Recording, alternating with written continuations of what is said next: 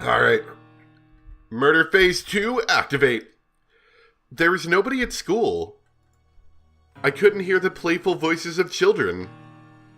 This was the first time I'd seen the school with such a lack of human presence.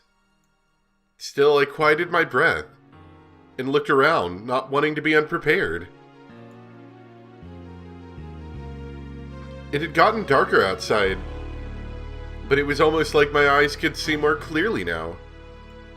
I made absolutely sure of my safety, then walked to the heavy construction machine I'd hidden the metal bat behind. I had a tinge of worry, a premonition, that someone had found the bat and hidden it somewhere else as a prank. If that happened, would I take that as an opportunity to desist? If it really wasn't there, then the sensation of chilled metal, it was still here where I left it. It hadn't run away. Satoshi hadn't run away. He'd waited here patiently, for me. 待たせたな、サトシ。いよいよだが、覚悟はいいか? The bat didn't say anything back, because it was a bat. Through the metallic touch, Satoshi grins at me in my mind. That's what I should be asking, you know?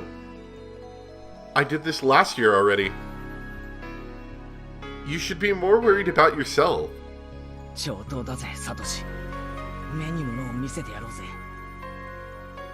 Satoshi's bat got lighter and lighter, and fit into my hands like it was being absorbed. It didn't feel wrong to swing this. I could move it around so naturally it was like an extension of my own right arm. Of course, it felt like that. Satoshi and I were holding one bat together. I don't know, I think you're going a little overboard on this roleplay thing here. Next, I would make the call to lure the man out. It wasn't a bad time for it. My friends were doubtlessly parading happily through the stalls. I hadn't considered where to make the call from. My house and Satoko's were pretty far apart. If I called from my house, I wouldn't make it. Couldn't I use the school phone? But, as I thought, the room was locked up and I couldn't get in.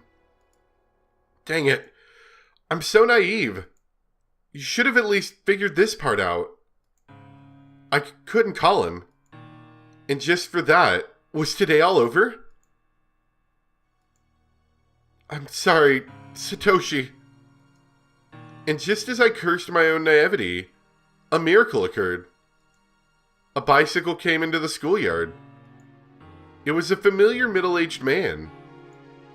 The one from the Forest Service field office. Why? Wasn't today Sunday? Was he here to pick up something he forgot? Anyway, the forest officer went around back and felt around in his pocket, then unlocked the door and entered. The best possible coincidence. And it had to be Satoshi who saved me. The metal bat, through just my contact with it, told me this is a chance I couldn't allow to slip by. The sections for the forest office and school were neatly separated. I felt the man head into the forest office storehouse, which was so far in the back students weren't allowed in it. The door didn't match its fittings well, so it didn't close all the way, and the gap in the door opened slowly as if to lure me in. I took a deep breath and went in. I tiptoed along, silently and stealthily, and made it into the teacher's lounge. That was the only place with a phone. As I held my breath in the teacher's lounge, I heard the Forest Service officer walking back over. Then the back door clattered shut and was locked. I glanced out the window at the schoolyard and watched as the man got on his bike like nothing had happened and rode out the school gate. The school once again emptied, becoming deathly silent. I waited for a bit to make sure the silence was the real deal, then reached for the telephone on the principal's desk. I fished the Toko's house phone number out of my pocket. Yes, The number in the class directory for Satoko had been the one from their house now, where she lived with her uncle. I touched the dial with my fingers, then thought for a moment about what to say exactly when he picked up. Despite how many times I'd gone over it in my head last night, now that I had my finger on the dial like this, it started to seep out of my mind like a cracked bucket leaking water. Simple would be the best. More importantly, to say it straight and not sound suspicious. I counted off 3 heartbeats and spun the dial. The call sound. Would Satoko's uncle pick up? Now, of all times, the hope that he wouldn't pick up, and the feeling of doom in the knowledge that I couldn't save Satoko if he didn't, whirled around in a vortex. It was the voice of a grumpy man, like he'd just woken up. He picked up. Say your name so I know you're Hojo, you jerk. It would be terrible if I got it wrong. I made up my mind. I had all the initiative on my side. Here we go. こちらは下根市沖宮警察です。北条さんのお宅ですか? I was changing my voice, but did he really think I sounded like an adult? Would he believe I was the police? はい、北条ですけど。今、お宅のお嬢さんの北条聡子さんをこちらで保護しています。え、聡子があいつ何かやらかしおりましたか? He fell for it. I could tell by how tense he was that he didn't doubt my words. 詳しい事情はこちらにいらしてからご説明します。 Oh man, look at that. The particulars. That's like so adult, right? That's what adults say. すぐにこちらへ来ていただくことはできますか? 今ですか? 風呂に入っちゃったからあんまし表に出たかないんですがね。 What? You don't want to come because you already took a bath? はい、今すぐです。すぐ。ったく。聡子のやつ何をしちゃったんですか? 詳しい話はこちらでいたします。ではお待ちしていますのでよろしくお願いします。ちょっと俺警察署がどこかわかんないんだけど。どこよ場所? You moron. What the heck? The Okiniya police station? I don't know where it is either. Aren't you from around here? Why don't you know that? A greasy sweat came over my body. Eventually, just as I was about to choke, he spoke. I mean, you could have gone double or nothing on that, right? That would have been like, you could have just said anything. Like, it's next to the library. Presumably, you would have had to take the same route either way. Of course, you know, that could have backfired on you if, like, Tepe was like, wait, that's not right, you know.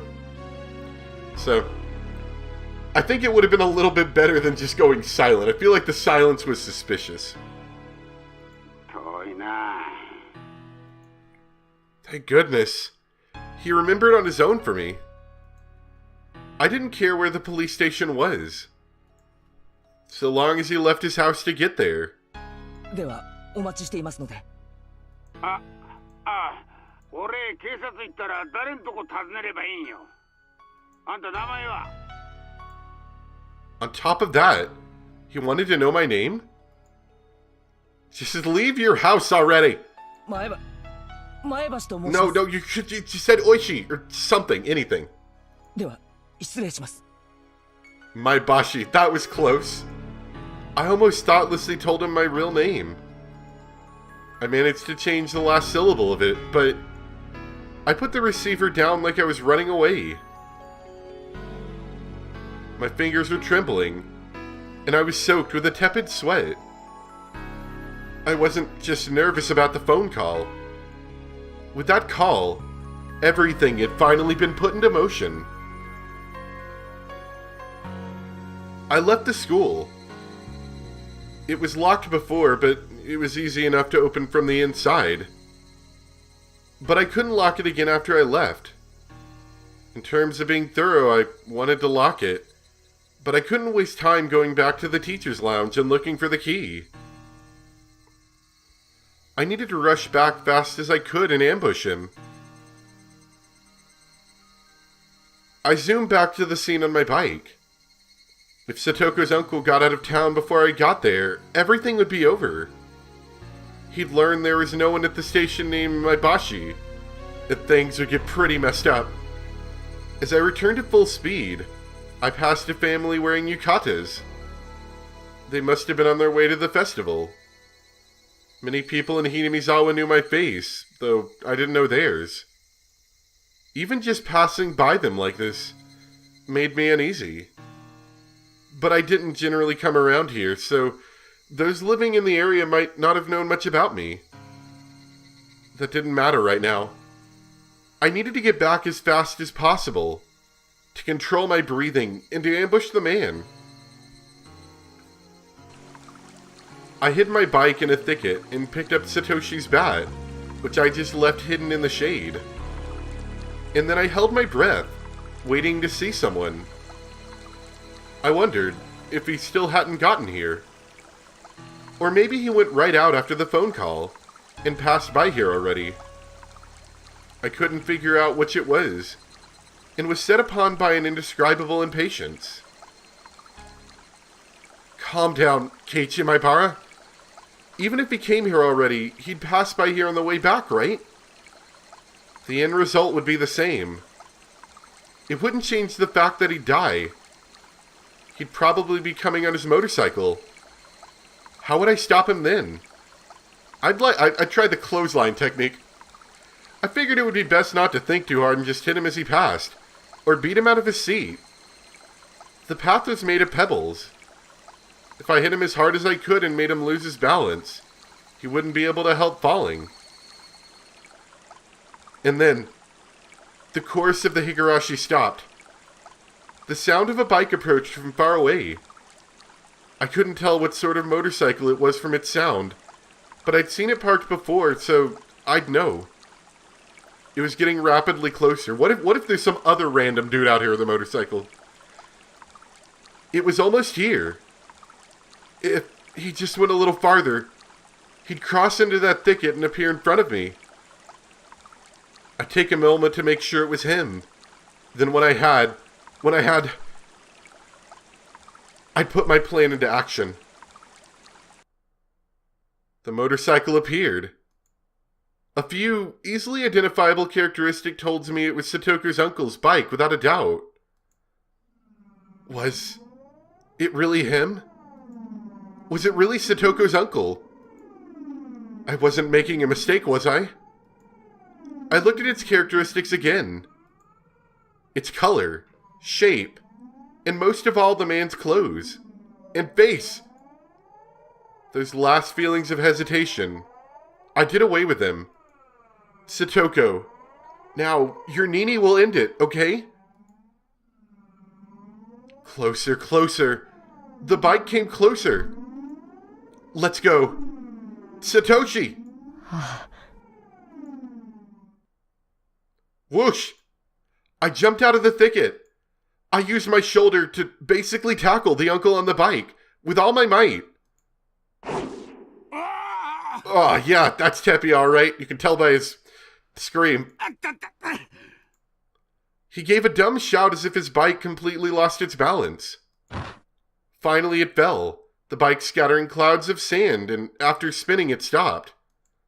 Her uncle, tossed to the ground, didn't understand what had just happened, and groaned for a few moments, crouched on the ground. I would have gone with, like, the surprise attack rather than the surprise disable, because he might be able to start responding better to this. Versus if you just, like, clocked him in the head as he drove past. Although I feel like the timing on that would have been difficult. Ha, ha, ha! My breathing started to become ragged. No, I couldn't have this emotion. Some weird secretion Secretion crossed through my brain and nearly made me hallucinate. Her uncle was groaning. Now was the once-in-a-lifetime opportunity. What was I doing? All the sounds in the world cut off. My mental chaos from a moment ago withdrew like a lie, and I could feel the temperature in my head rapidly cooling down.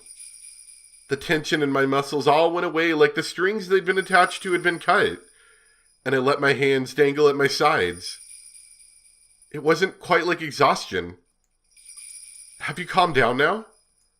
Keiichi Maibara, do you need to remember again why things got to this point today? Scrape. I stepped over the pebbled path, taking one step, another step, then another towards Satoko's uncle. The more I walked, the more my breathing calmed. The more I walked, the more I felt my body cooling, calming, chilling with frost. Yes, at this moment, this guy had lost permission to live.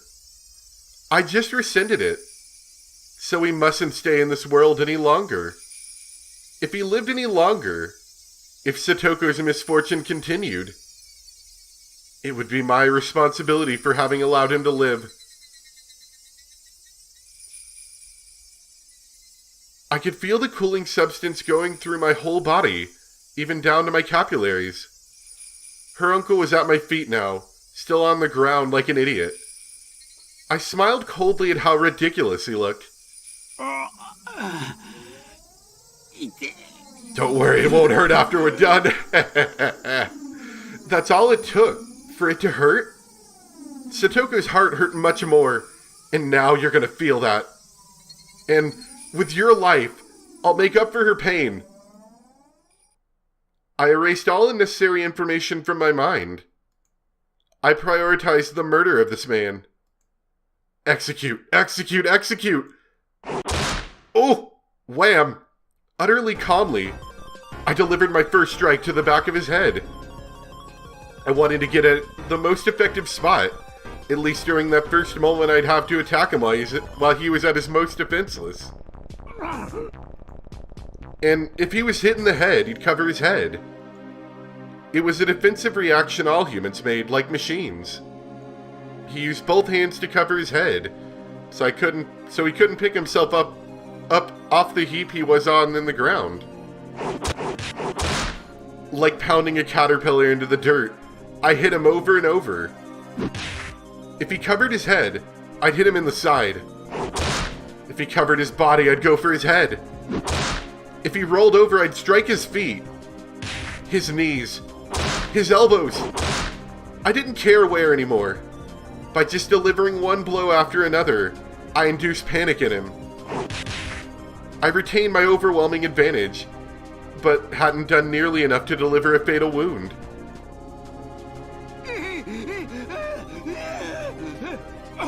How's it feel, jerk?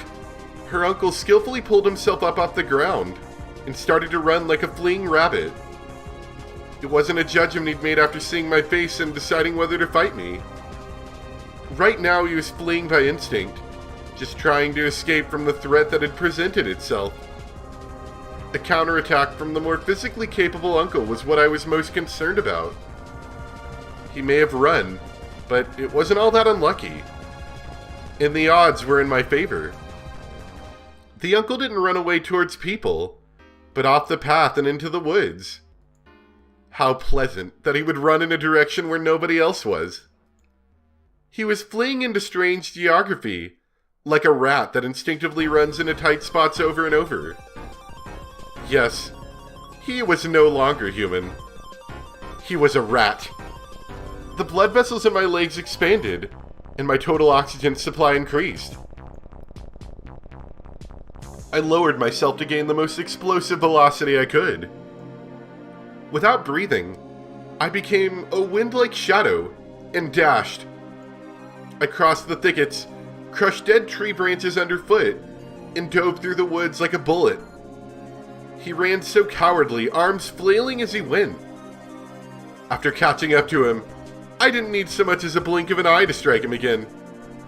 My senses, mind and body, were all sharpened purely to kill this man. This was the first time I felt like this. Well, this was the first experience I'd ever had killing someone. It felt natural continuing to do this for the first time. And that meant I had this much talent for killing. Or perhaps the act of killing was so simple that anyone could do it. I didn't struggle or grow tired at all chasing the clumsily fleeing uncle. No matter how much he ran, it was like trying to get away from his own shadow. He couldn't get away from me. I could easily aim at his back, his shoulder, and his head even from this unnatural stance. Each time I struck him, he wailed in pain and begged pitifully for forgiveness, but it didn't disturb my mind. I was neither excited nor plagued by hesitation like before. I felt sharp. I felt like a carnivore. Of course, so did the uncle who was trying to run away because he didn't want to die. He didn't want to be eaten, like a herbivore running with all its might, trying to get away. Despite all the attacks, despite all the hits, he kept on fleeing without even staggering. And despite the bad footing in the forest, he impressively never tripped over anything. But there was no need to admire that fact. It was simply proof that he was no more than an animal. If he was chased, he would run. If he was going to be killed, he would run. He bared his fangs at the weak, but couldn't oppose the strong whatsoever. He was lowly, vulgar, a diminutive animal. Such a puny little creature had harmed Satoko. Scar after scar to her body and mind. Deep wounds that might not ever go away as long as she lived.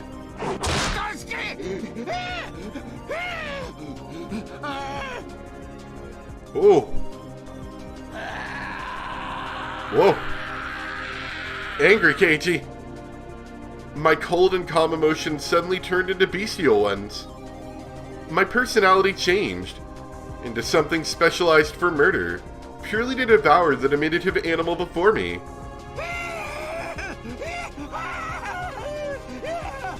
The puny little shriek is entertaining me. The uncle gave a puny little shriek, covered his head, and ran. I'm impressed by how much you can run. Fine, run as much as you'd like. I will be your death. Man, that's edgy right there. I will choose the moment at my leisure. Your legs will hurt. Your lungs will feel about to burst. Your head will hurt from lack of oxygen. If you feel the pain has become worse than death, then by all means stop at any time. Without turning back, suffocating on his terror of the approaching death, he just shamefully ran onward.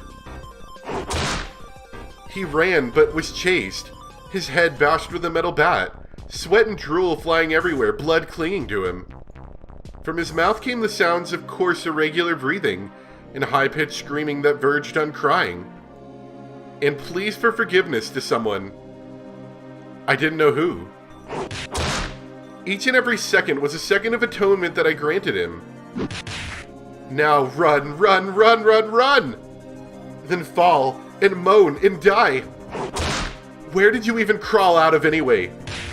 You were never here before. If you were never here, you should never have shown up. If you never showed up, our lives would still be fun and enjoyable. We would have gone to today's festival, waited for each other, and gone to the shrine laughing. We would have been playing amongst the stalls right about now. We'd be browsing the strange food stalls you only saw at festivals, trying to get prizes from goldfish scooping, ring throwing, or target practice. Mion would surely make it into a competition, and we as a club would have a grand time. And everyone would have been cheering for Rika-chan's dedication dance. And everyone would say how fun it was. It would give us energy for days to come. Fun, enjoyable, and funny. Warm times spent with friends. And that would have happened, but it didn't. And now it was all smashed to pieces. There was no doubt that would be what the world was like if you never showed up. You were the obstacle, the mistake, the heresy in that world. But I would correct that mistake now. I would erase you and make it so that this last week never happened. Tonight was the Watanagashi Festival. The holy night, where taking just one life was permitted in the name of Oyashiro-sama's curse. It looked like the Higurashi stopped crying at some point. When the Higurashi cried, everything would end. And the Higurashi silenced. Lowly one. The hour of atonement is at an end. The Higurashi have stopped their crying. Thus it is the end. The end, the end, the end! You don't have to run away anymore. Die, with those dirty brains of yours smashed everywhere. Ah!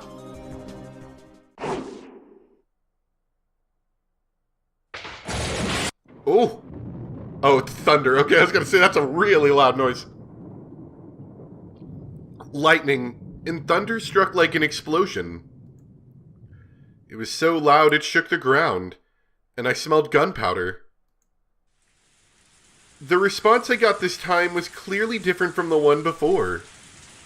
The metal bat crunched into the crown of his head. It was like the top of his head had caved in. The bat felt like it was biting him.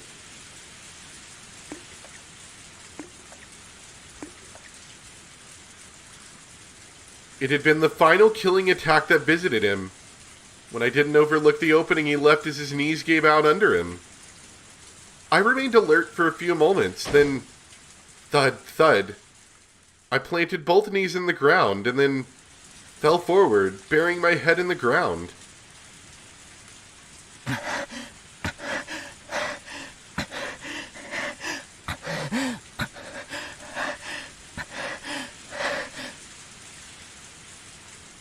I'd been holding back my ragged breathing, but now it all came out of me like a dam bursting. My head was dizzy and light, and unable to maintain my balance, I leaned against a nearby tree. The uncle didn't try and guard his head any longer.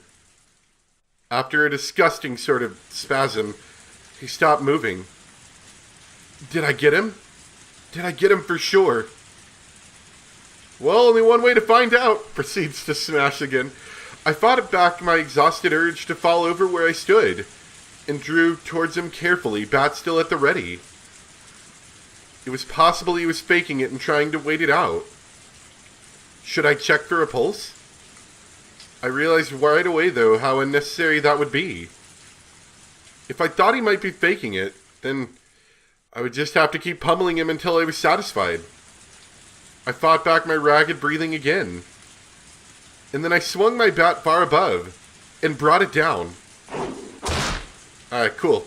I was worried we were going to, leave it at that and then something mysterious might happen. Clunk. His body leaped like a bow, but he didn't try and cover his head. Then once again I aimed for his head and swung. His reaction was the same this time. After spending a few moments making his head into mochi, the hits gradually started to feel different, and it started to spray a filthy, dark red liquid everywhere. That was enough. It was definite now. I had absolutely killed him. There was no sense of accomplishment, nor one of regret. I didn't feel anger towards Satoko's uncle, nor pity towards Satoko herself. Instead, right now, I was feeling like my heart had been stolen by the downpour. It had begun to rain at some point, and how comfortable it felt. The rainwater drenched my body and dripped down to the ground. The excitement within me faded as the rain washed away the grime. In exchange, my shoes were so wet they made splashing sounds. And despite abusing Satoshi's bat like that, it wasn't bent very much. There were a few dents in it, probably from hitting the man, but nothing that would make it seem different from before. Instead, it had been stained with black, with red, with mud and blood. But that itself would be evidence. One piece of evidence needed to prove that my delusions hadn't just been daydreams, and that I'd ended Satoko's uncle for all eternity. Alright, Keiichi. Calm your mind. The time for passion is over. Now is the time to be as cold as ice. I needed to bury the body. But where was I? I was wondering about this. He's gotten himself lost in the woods, hasn't he? And in a remote place like this, the chances of finding your way out, might be a little slim. Oh, that's certainly going to be a fun one.